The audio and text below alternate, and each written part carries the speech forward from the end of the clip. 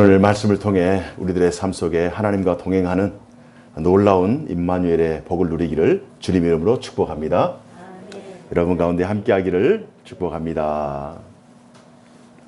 오늘 말씀의 제목은 신자가 누리는 임마누엘의 축복입니다. 신자가 누리는 임마누엘의 축복. 임마누엘은 하나님이 우리와 함께하시다. God with us. 하나님이 우리와 함께하시다. 신자에게는 늘 하나님이 함께하시는 그러한 은혜와 축복이 있습니다. 본문 말씀은 여러분들이 너무나도 잘 알고 있는 내용이죠. 요셉이 애굽으로 팔려간 다음 거의 한 21년 만에 형제들과 상봉하는 그러한 내용입니다. 정확히 하면 한 23년 정도 되겠네요. 형제들과 상봉하는 그러한 내용입니다. 이 본문 내용의 이면에는 하나님께서 개인과 가정 구속사를 이끌어 가시는 그 인간의 삶 속에 또 가정의 그 모든 정황 속에 개입하셔서 하나님의 뜻을 이루어 가시는 그 하나님의 놀라우신 구원의 은총, 구원의 역사가 오늘 본문 속에 담겨져 있습니다. 여러분 내용은 충분히 잘 알고 있는 내용이니까 하나님께서는 어떻게 임마누엘의 축복을 우리에게 주시는가 그 부분을 오늘 설교를 통해 깨달았으면 좋겠습니다. 우리는 늘 누군가와의 만남을 통해 인생을 살아갑니다. 사실 어떻게 생각하면 만남은 기적이죠. 이렇게 수많은 사람들 가운데 우리가 만날 수 있는 사람은 많은 것 같지만 결코 많지 않아요. 한 주 동안 지내보면 우리가 만난 사람은 결코 많지 않습니다. 한 사람 한 사람 그 만남이 어떻게 보면 기적과도 같아요. 특별히 교회 안에서 이렇게 만나고 가정에서 만나고 부모 자식으로 만나고 부부로 만나고 이 만남이라고 하는 것은 기적이에요. 더더군다나 하나님 안에서의 만남은 기적을 뛰어넘는 축복입니다. 하나님 안에서의 만남은 축복이다. 하나님 안에서의 만남, 하나님의 예정이요 섭리요 축복이다. 이 꽃과 나비는 공생관계예요. 꽃이 있으면 나비가 올 수밖에 없습니다. 신자는 하나님에게 언제나 환영받는 존재라는 사실.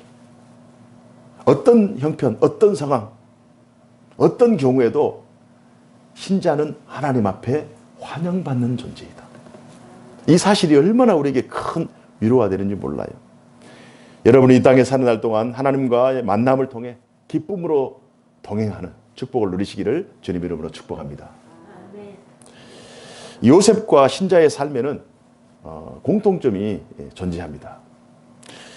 요셉의 인생을 살펴보면 17살에 형들에게 버림받고 정말 고아와 같이 살아갑니다. 청년기를 고아와 같이 살아가요. 우리의 인생을 가만히 살펴보면 우리의 인생도 가만히 보면 어떻게 보면 정말 외로움의 연속, 고독함의 연속 그런 고아와 같이 버림받은 것 같은 그러한 경우들이 있습니다. 주변에 많은 사람들이 있죠. 그리고 큰 도움을 받죠. 그러나 가장 큰 고민의 순간, 선택의 순간, 고독의 순간은 오로지 자신의 몫이에요. 모든 것이 낯설었던 요셉의 삶을 한번 생각해 봅니다. 버림받았을 때, 애굽의 종으로 팔려갔을 때, 그리고 보드발의 집에서 종살이 할 때, 그 횟수가 13년이에요, 13년. 얼마나 낯설고, 얼마나 외롭고, 얼마나 고독했겠는가. 한치 앞도 모르고 세상을 살아가는 신자들 역시 마찬가지입니다. 우리의 인생이 우리의 마음먹은 대로, 우리의 계획대로, 우리의 뜻대로 안 돼요. 못 해요. 솔직하게 고백합니다. 우리의 생각대로, 우리의 계획대로, 우리의 뜻대로 되는 것은 없습니다. 그렇게 된다고 하는 것은 교만이에요. 그걸 내려놔야 돼요. 내 생각대로 안 돼. 그래서 요셉이 꿈을 꾸고 또 요셉이 계획하고 기대했던 그 계획이 와르르 무너지는. 그와 같이 버려진 요셉, 모든 것이 낯설었던 요셉. 결국 하나님만을 의지할 수밖에 없는 요셉. 결국 하나님의 인도하심과 도우심의 은혜를 구하며 살아가는 신자들은 하나님의 은혜의 필요성이라고 하는 그런 요셉과 공통점이 있어요. 요셉이 그 척박한 환경과 상황 속에서 변화된 그 환경 속에서 정말 하나님의 은혜를 구하고 하나님의 은혜가 아니고서는 나에게는 희망이 없다. 우리도 마찬가지예요.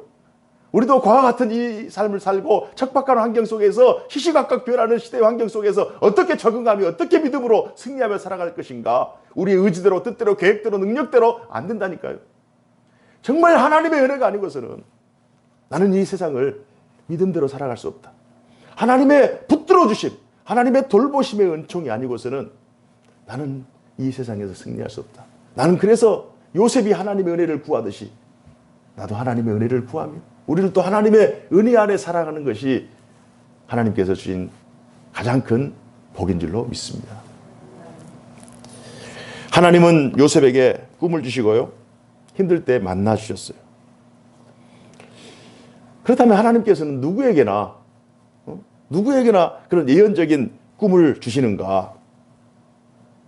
모든 사람에게 또 특별한 자격과 조건을 갖춘 사람에게만 하나님께서 예언적인 꿈을 주시는가? 아니죠.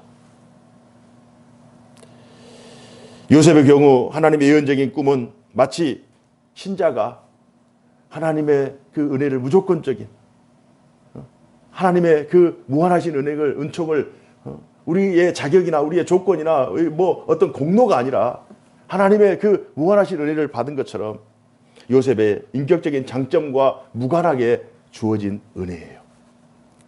그래서 요셉의 그 삶의 라인과 우리의 삶의 라인을 한번 동일선상에 한번 세워보세요.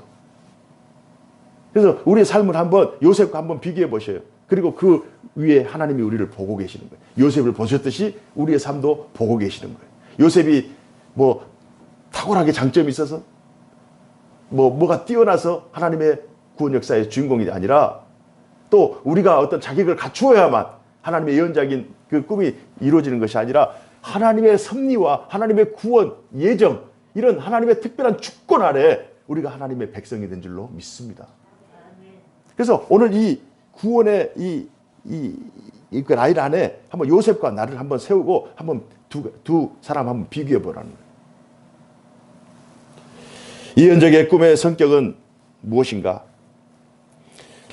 두 가지로 생각해 볼 수 있는데요. 첫 번째는 미래의 완전한 내용을 다 담고 있지 않습니다. 그러니까 예언적인 꿈이라고 하는 것은 꿈을 꿨다. 요셉은 꿈을 꿨지만 우리는 하나님의 말씀을 믿고 그 말씀이 이루어질 것을 소망하는 것이 이 시대에 우리가 살아가는 예언적인 꿈이에요. 그래서 어떤 사람은 이 본문을 읽으면서 요셉은 꿈을 주셨고 그 꿈대로 하나님께서 이루어지시는데 왜 나는 꿈을 안 주시는가 이렇게 생각하지 마시고 하나님의 말씀을 내 마음속에 품고 그 말씀이 이루어지고 성취될 것을 기대하는 이것이 하나님께서 이 시대의 신자들에게 주는 꿈이에요. 그래서 이 예언적인 꿈, 하나님의 말씀을 통해서 우리에게 약속한 이 약속의 말씀을 우리가 받고 이 말씀이 반드시 성취될 것이다 기대하는 것이 예언적인 그런 꿈을 가진 사람이에요. 자, 그렇다면 요셉의 꿈과 우리가 하나님 말씀을 갖는 거랑 똑같은 원리예요. 동일 선상에 지금 세웠어요. 요셉의 이야기의 후반부에 요셉이 어렸을 때 그 꿈이 이제 이루어지긴 이루어지죠. 그러나 이 예언적인 꿈의 성격은 미래의 완전한 내용을 다 담고 있지 않다는 거예요. 첫 번째 조건이. 완전한 내용을 다 담고 있잖아요.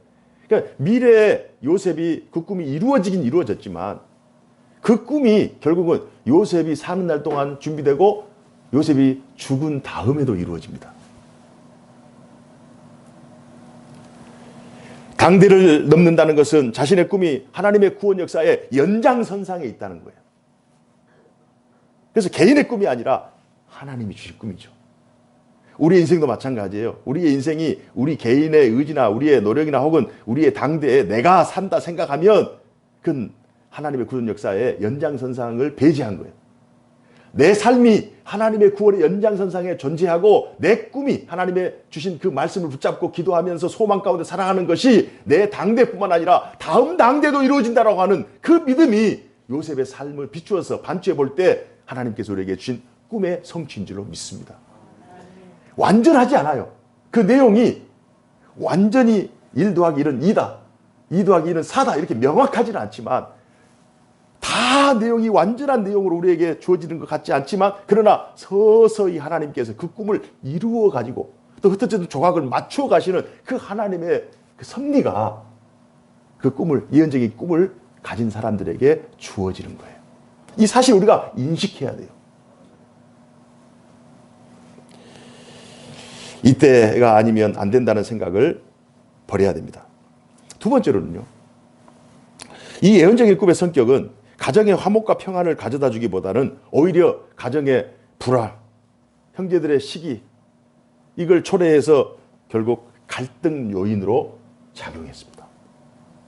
신기하죠? 하나님 주신 꿈인데 오히려 평안이 아니라 갈등이 일어나는 거예요. 이 예언적인 꿈의 성격이에요. 구원받은 신자가 이 땅에 살아가는 인생의 여정은요, 늘 새로운 긴장감의 연속이에요. 우리가 더 믿음대로 살려고 할 때, 우리가 더 하나님의 사람으로 변화하려고 할 때, 우리의 주변에 많은 긴장이 발생합니다. 영적인 부분이에요. 긴장이 발생해요. 하나님께서 분명히 믿음도 주시고 확신도 주셨는데 여전히 삶 속에는 긴장과 갈등과 고난이 존재하는 것. 이게 아이러니예요. 잘해보려고 하는데 어려움이 닥치는 거예요. 믿음대로 살려고 하는데 막 부딪히는 거예요. 말씀대로 행하려고 하는데 가정에서 또 삶 속에서 우리의 일상에서 이게 장벽들이 너무 많은 거예요. 하나님 왜 그러십니까? 하나님 제 마음 아시는데 하나님 왜 그러십니까? 이렇게 이 마음속에 새로운 갈등이 늘 일어나는 거예요. 요셉은 안 그렇겠어요? 요셉이 하나님께서 꿈을 주셔서 꿈을 꾸었는데 그 꿈을 간직하고 그 꿈을 이제 확장하고 성장시키고 이제 이게 꿈의 성취를 기대하는데 졸지에 고아가 되고 그 척박한 땅에서 종살이 하는 거예요. 하지만 요셉과 마찬가지로 신자의 삶에는 하나님의 절대적인 주권, 하나님의 계획이 있음을 명심해야 돼요. 우리의 일상, 표층으로 벌어지는 우리의 일상, 요셉이 꿈에 있음에도 불구하고 애굽으로 팔려가고 고생하고, 이것은 표층이에요. 표층. 눈에 보이는, 우리의 눈으로 볼 수 있는, 그러나 그 눈에 볼 수 없는 그 이면에는 하나님의 더 큰 구원 역사를 이루시기를 원하시는 하나님의 위대한 계획이 그 보이지 않는 요셉의 삶 속에서 작용하고 있는 거예요. 그러니까 눈으로 볼 때는 고난이고, 눈으로 볼 때는 갈등이고, 눈으로 볼 때는 팔려나가는 것이고, 눈으로 볼 때는 섭섭하고 이런 것이지만 그 이면에는 그런 것들도 다 수단으로 사용하셔서 하나님의 구원 목적을 이루시고자 원하시는 하나님의 위대한 섭리가 작용하고 있다는 거예요. 요셉의 삶을 통해서 우리 자신들 한번 삶을 지켜보세요. 내가 믿음대로 살려고 하는데, 내가 하나님 뜻대로 살려고 하는데, 말씀대로 살려고 하는데 막 얽히고 설키고 내 뜻대로 안 되고 그래서 너무 복잡하고 새로운 갈등이 막 일어나는 거예요. 그러나 그 이면에는 그것들을 통해서 하나님께서 더 큰 일을 진행하고 계시는 거예요.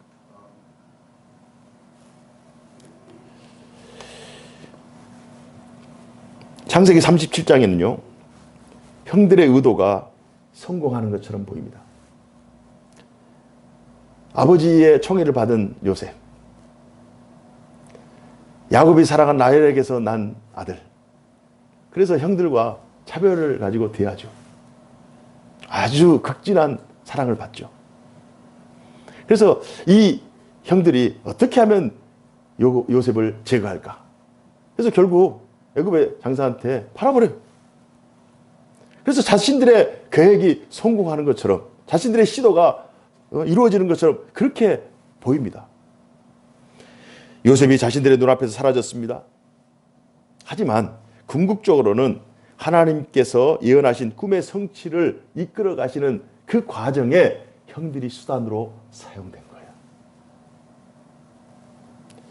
하나님의 섭리 속에서 형들의 음모는 하나님의 구원 계획을 이루기 위한 하나의 방편에 지나지 않아요. 인간의 악한 상황 속에서도 하나님은 궁극적인 선을 이끌어 가십니다. 때로는 하나님께서 악인들을 사용하시기도 해요. 때로는 하나님께서 우리가 기대하지 않는 엉뚱한 것들을 사용하셔서 우리로 하여금 그것들을 잘 이기며 때로는 눈으로 볼 때는 그것들에 밀려서 실패한 것 같고 나락으로 떨어진 것 같지만 그러나 그렇지 않아요. 하나님은 합력하여 선을 이루시는 분이기 때문에 하나님은 악한 상황 속에서도 궁극적인 선을 이끌고 가시는 거예요. 그러므로 현재 자신이 속해 있는 답답한 현실을 응시하기보다 우리 신자는 하나님을 주목해야 될 줄로 믿습니다. 하나님을 주목하는 거예요. 하나님. 배를 타고 가다가 이 내비게이션을 키잖아요. 그러면 내비게이션을 가리킨 그 목적지만을 가지고 그 목적지를 향해서 가는 거예요. 계속 가는 거예요. 막 밀려도 가고 막 이렇게 계속 가는 거예요. 목적지를 향해서. 주파수를 우리의 목적지에 맞춰서 그냥 진행하는 거예요. 그러니까 우리가 떠밀려 가는 것 같고 우리의 계획이 막 엉클어진 것 같고 흐트러지는 것 같고 막 어긋나는 것 같고 어긋장을 막 일으키는 요소들이 막 이쪽에서 터지고 저쪽에서 터지고 막 터지잖아요. 그런 상황 속에서도 우리의 시선을 하나님께 집중시키고 하나님을 내비게이션 삼고 그냥 진행해 나가는 거예요. 환경을 보면 쓸려갈 수밖에 없어요. 하나님의 그 구원 역사 안에 우리가 존재하고 있다. 아버지 야곱의 경우는 어떻습니까? 야곱을 형들을 위해서, 그런 가정의 평안을 위해서 형들이 지금 어디 가 있는지, 형들을 돌보기 위해서 아버지가 요셉을 보냈잖아요. 필요한 것을 채우기 위해서 요셉을 가정의 평안을 위해서 보냈어요. 그러나 그럼에도 불구하고 요셉이 들은 소식은 가정의 평안이 아니라 요셉이 사라진 거예요. 요셉이 죽은 거예요. 신앙 안에서의 작은 좌절과 실패는 하나님 안에서 승리예요. 그때는 야곱이 요셉이 죽었다는 소식을 듣고 절망했겠죠. 그러나 하나님은 요셉을 애굽으로 보내셔서 자신의 전 가족을 살리고 하나님의 그 제사장 나라에 이루기 위한 그 거대한 민족을 만들기 위한 하나님의 위대한 계획에 지금 형들이 지금 쓰임받고 있는 거예요. 그때는 야곱이 정말 이루 말할 수 없는 슬픔이 있었을 거예요. 그런 상실감이 이거 어마어마한 거예요. 자기 부인도 갖고 가장 사랑하는 아들 요셉까지 떠나보내니까 이 아버지의 마음, 야곱의 마음은 진짜 찢어졌을 거예요. 그러니까 표면적으로는 그래요. 그러나 그 이면에서는 하나님의 그 전체 구속 역사를 진행하고 있는 거예요. 요셉의 경우는 어떻습니까? 아버지의 심부름으로 형들을 찾기 위해 세겜으로 갔다가 형들을 만났어요. 그러나 결국 팔려갔습니다. 37장, 창세기 37장 15절에 보면요. 어떤 사람이 등장해서 형들이 도단에 갔다라고 하는 소식을 알려줍니다.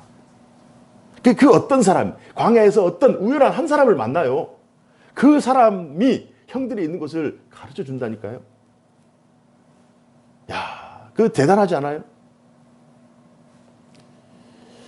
어떤 사람은 야곱의 입장에서는 문제를 악화시키는 우연일 수 있습니다. 그 사람 아니었다면, 그 사람 안 만났으면 형들에게 안 갔을 것이고 집으로 돌아가서 안 팔렸을 거 아닙니까? 요셉의 경우에서는. 그러나 세겜 땅에서 그 사람을 만나가지고 도단에 있다라고 하는 그 말을 듣고 형들에게 찾아가서 결국 팔리게 되잖아요. 하지만 하나님의 섭리하에서는 단순히 이 만남, 어떤 사람과의 만남이 우연이 아니라 하나님의 섭리를 이루기 위한 필수적인 등장인 거예요. 하나님의 개입이 시작된 거예요. 우리의 일상도 마찬가지입니다. 정말 이것이 나락이다, 이거 절망이다, 이거 끝이다라고 할 때 어떤 사람을 하나님께서 예비시켜요. 어떤 경우를 하나님께서 준비시키셔요. 표층 구조로는 하나님이 주신 꿈을 붙잡고 인생의 역경을 극복하는 그 요셉, 사랑과 용서를 실천하는 위대한 신앙인으로 요셉이 본문에 기록이 되잖아요. 그죠? 그러나 그 심층, 그 이면 속에는 요셉의 삶, 요셉이 꿈을 꿔죠, 팔려나갔죠, 어려움 당하죠. 그런 과정 속에 결국 꿈을 이루는 그 용서와 사랑의 실천, 이런 요셉의 삶이 표층을 이루고 있지만, 그러나 심층에서는 한 사람, 그 요셉의 삶에 하나님이 개입하시고 늘 임만을 하셔서 그 하나님의 구속 역사를 진행하시는 하나님의 놀라운 그 임마누엘의 은총이 요셉에게 있는 거예요. 그래서 요셉의 삶과 하나님의 구원 역사를 표층과 심층의 차원에서 바라봐야 돼요. 우리들의 삶도 표층과 우리들의 일상, 생활, 이 표층과 하나님의 구원 역사를 진행하시는 하나님의 계획, 그 심층, 이 두 가지를 같이 봐야 되는 거예요. 같이. 그래서 우리의 삶 속에서 이루어지는, 발생하는 어떤 사건이나 어떤 문제들, 그것들을 바라보지 마시고 그것들을 통해서 하나님께서는 어떤 일을 이루시기를 원하시나, 이런 관점이 우리에게 필요한 거예요. 그리고 하나님의 임마누엘이 늘 우리와 함께 하신다는 확신이 있는 사람은 이런 문제들이 커 보이잖아요. 이런 문제들이 오면 하나님의 구원 역사를 소망 가운데 바라보면서 하나님의 뜻을 구하게 되고, 결국 하나님은 나와 함께 하신다라고 하는 그 임마누엘의 확신 속에서 결국 그 문제를 뚫고 나갑니다. 하나님은 나와 함께 하신다라고 하는 그 임마누엘의 축복이 있었기에 요셉이 그 애굽 땅에서도 승리할 수 있었던 거예요. 성경 속에 여러 상황들을 보면은요, 하나님의 임마누엘에 대해서 성경에 많은 경우들이 설명하고 있습니다. 모세의 경우 어떻습니까? 모세는 파란만장 인생을 살았잖아요. 애굽의 왕자로 살다가 미디안의 목동으로 살다가 또 이스라엘 민족의 지도자로 살아요. 그 하나님의 부르심 속에 이 상황이 바뀌고 환경이 바뀌고 막 나락으로 떨어졌다 올랐다 떨어졌다 이런 상황 속에, 급변하는 상황 속에서 하나님은 나와 함께 하신다, 하나님은 나의 보장자가 되신다는 그 믿음을 가지고 시대의 역사를 써갑니다. 다윗의 경우 어떻습니까? 다윗도 파란만장 인생을 사는 거예요. 베들레헴의 목동으로 살다가 블레셋의 망명 갔다가 다시 유대의 왕이 되고 또 통일왕국의 왕이 되고, 그런 놀라운 역사를 살아가는 거예요. 어려움이 없었다고요? 아닙니다. 믿는 사람에게도 어려움이 있어요. 믿는 사람에게도 절망이 있어요. 믿는 사람에게도 정말 모든 것을 놔버리고 싶은 그런 심정들, 그런 상황들이 있다니까요. 믿음을 가진 채로 하나님의 말씀이 나에게 주어지고 그 말씀이 살아 역사함에도 불구하고 더 어려운 순간이 있을 수 있어요. 그러나 하나님께서는 그런 어려운 순간들을 우리에게 주시고 그것들을 잘 참게 하시고 견디게 하시고 감력하여 선을 주시는, 궁극적인 악한 상황 속에서도 궁극적인 선을 이끌어내시는 하나님의 능력이 신자에게 있는 줄로 믿습니다. 그래서 문제를 보지 말라는 거예요. 상황을 보지 말라는 거예요. 이스라엘 백성의 경우는 어떻습니까? 지난주에 우리가 함께 공부했듯이 이스라엘 역사를 보면 7번의 장면이 나오잖아요. 무대가 막 바뀌는 거예요. 갈대아 우르에서 아브라함이 부름을 받았죠. 갈대아 우르. 또 가나안 땅에 들어가서 이제 야곱이 이제 정착하면서 이렇게 살잖아요. 그리고 요셉이 이제 세 번째로 요셉이 애굽으로 들어가서 거기 이제 모든 사람 이두에서 이제 요셉이 이제 애굽이 이제 한 무대가 되겠죠. 그러고 나서 이제 모세가 이제 출애굽에서 결국 광야 생활 하잖아요. 여호수아가 다시 가나안 땅에 들어와서 또 이렇게 살다가 결국 바벨론으로 또 끌려가죠. 바벨론으로 끌려가서 바벨론, 페르시아, 그 느헤미야, 에스더처럼 이렇게 살다가 결국 또 예루살렘으로 귀환하는, 그러면서 또 전 세계로 확장되는, 이게 그때마다 하나님께서 한 민족의 그 움직임, 개인, 가정, 민족, 세계를 하나님께서 움직이는 거예요. 변화를 주는 거예요. 여러분, 변화가 쉬운 것이 아닙니다. 한번 변화하는 것이 어려워요. 정말 어려워요. 그 어려운 속에서 이스라엘 백성들이 예루살렘 땅에 살다가 바벨론에 포로 잡혔다. 나라가 망했다. 문을 닫았다. 이건 있을 수 없는 일이에요. 여러분들이 경제생활하고 활동하는데, 직장 다니고 하는데 나라가 망하면요, 직장, 경제활동, 은행에 있는 거 다 스톱입니다. 올 스톱. 나라가 망하는 거예요. 삶이 완전히 끝나버리는 거예요. 그런 변동들을 하는 거예요. 아브라함이 갈대아 우르에서 하란으로 거쳐서 세겜 땅에 와서 정착하는 이 자체, 야곱이 자신의 있는 곳을 다 떠나서 애굽으로 이동하는 이 자체, 성경 보면은 그냥 그런 것 같지만, 여러분이 갑자기 미국에서 살거나 혹은 러시아에서 살아가면 살겠어요? 이건 완전히 급변이에요, 급변. 아니, 믿음을 가지고 하나님 인도하심 가운데 하나님께서 복을 주신다고 약속을 받고 살아가는데도 이런 변동이 있는 거예요. 그런 상황 속에서 흔들리지 않을 사람 없어요. 하나님을 주목하고 하나님의 임마누엘, 하나님 이곳에 계셨기 때문에 저곳에 계시고 하나님 이때도 계시기 때문에 하나님은 반드시 미래에도 함께 하신다라고 하는 이 확신이 없이는 우리는 그 변동성 속에서 살아남을 수가 없는 거예요.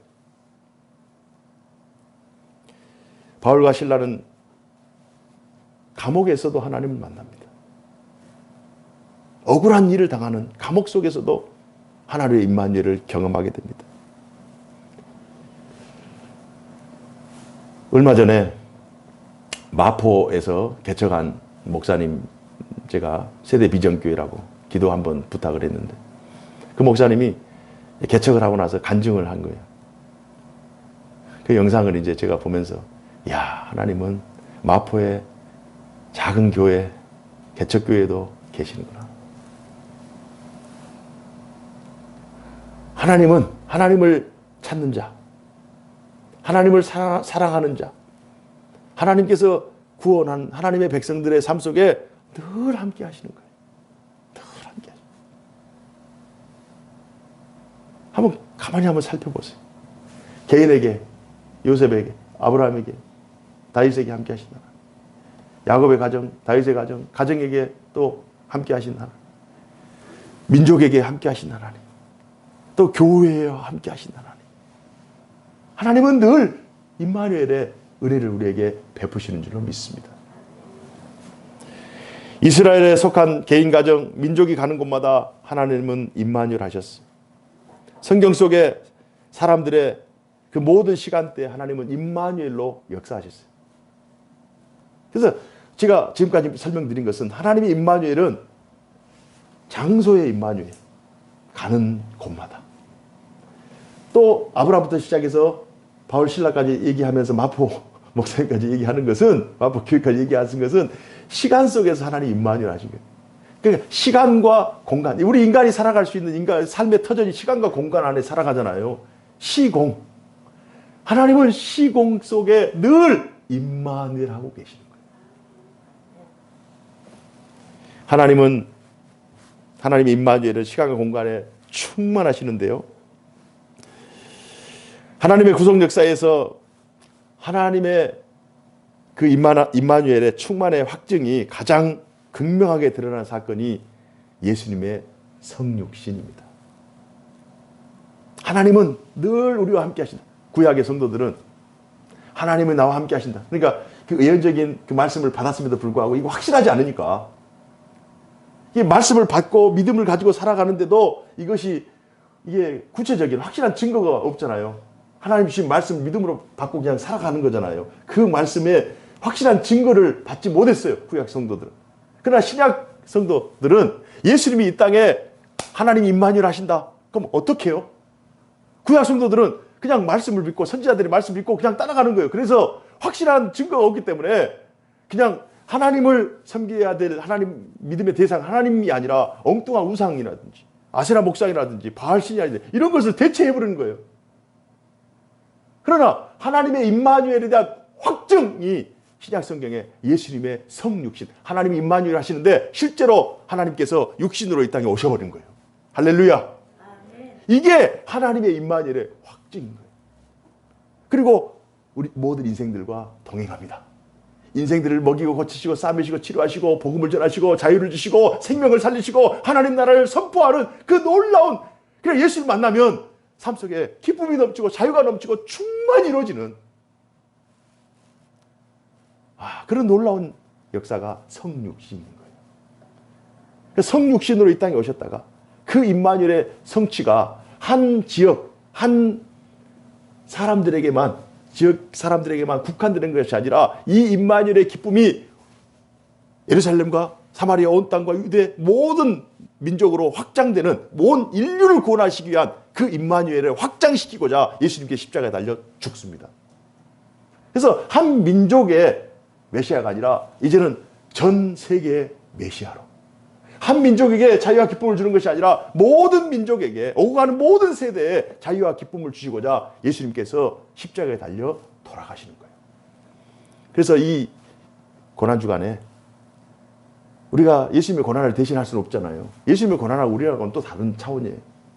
그래서 우리는요, 일부러 고행을 할 필요는 없습니다. 고난 주간에 일부러 자기가 뭐 이렇게 스스로 뭐 이렇게 뭐 이렇게 스스로 얽매이면서 스스로 고난을 자초할 수는 없어요. 그냥 하나님께서 예수님 이 땅에 보내셔서 이 우리에게 십자가를 통해서 주신 그 기쁨 있잖아요. 우리가 죄로 인해 죽을 수밖에 없었고 사망할 수밖에 없었고 죄에 눌려서 정말 부자의 속에 살아갈 수밖에 없었는데 절망할 수밖에 없었는데 우리의 모든 죄짐을 예수님께서 십자가에서 완전히 사라지게 한 거예요. 완전히 속전 다 지불해버린 거예요. 그래서 우리에게는 기쁨이 있는 거예요. 자유함이 있는 거예요. 이 고난주간에도 우리는 기쁨 충만한 고난주간을 보내야 돼요. 그래서 뭐 고행하거나 이렇게 이 시간에 자유와 기쁨을 누리면서 한 가지 할 것은 예수님을 생각하는 거예요. 예수님을 생각하고 예수님의 뜻을 생각하고 나를 구원하신 예수님의 사랑을 생각하는 것, 그렇게 이 고난주간을 보내야 돼요.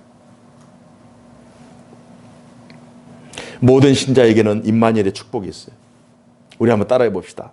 하나님의 임마누엘은 축복입니다. 하나님의 임마누엘은 축복이에요. 임마누엘은 하나님이 우리와 함께 하신다. 하나님 나와 함께 하신다. 하나님 우리 가정과 함께 하신다. 지금 있는 상황은 막 얽히고 설키고 내 뜻대로 안 되고 그것은 둘째 치고도 하나님께서는 이런 상황들 속에서도 하나님의 구원 역사를 이루어 가신다니까요. 하나님은 나와 함께 하신다니까요. 이 사실을 믿으시면 아멘 하시기 바랍니다. 하나님은 늘 임마누엘이 하신데 인간들이 그때그때마다 하나님의 임마누엘을 감각하지 못하기 때문에 느끼지 못하기 때문에 하나님께서 육신을 입고 친히 이 땅에 임마누엘 하셨어요.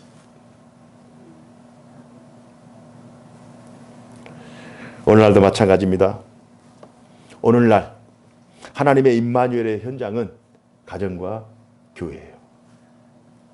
그리고 우리가 살아가는 우리의 일상이고 삶의 한복판이에요.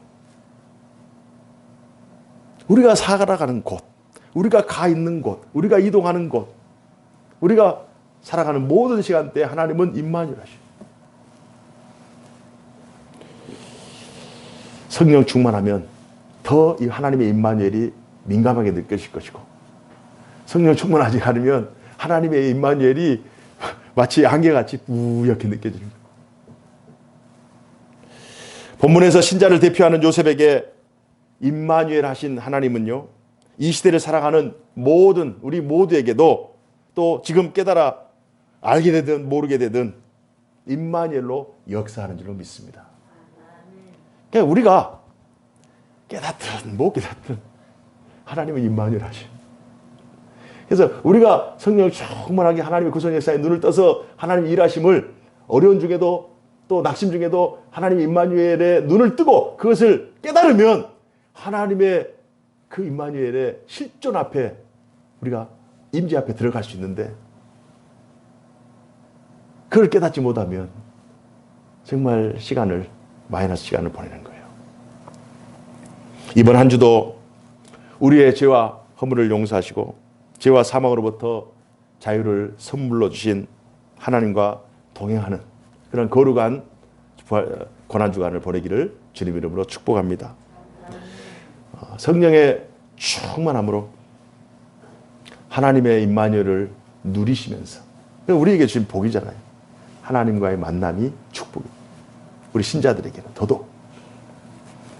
비록 상황이 어렵고 힘들지만 하나님의 임마누엘의 그 축복을 누리면서 꿋꿋하게 당당하게 자기가 속하고 감당해야 되는 그 현실에 그 두 발을 제대로 디디면서 크게 이기며 승리하는 복된 한 주를 사시기를 주님 이름으로 축복합니다. 기도하겠습니다. 은혜로우신 하나님 아버지 감사합니다. 저희들을 사랑하여 주셔서 하나님의 놀라우신 구원 역사에 속한 자로 살게 하여 주시고 우리를 구원하신 예수 그리스도의 그 임마누엘의 축복을 누리는 복된 삶을 살게 하시니 감사합니다. 이번 한 주 동안도 주님 우리의 삶에 동행해 주시고 우리가 있는 곳, 우리가 거하는 시간대 하나님의 임마누엘의 충만함을 누리게 하여 주옵소서. 주 예수님 이름으로 기도하옵나이다. 아멘.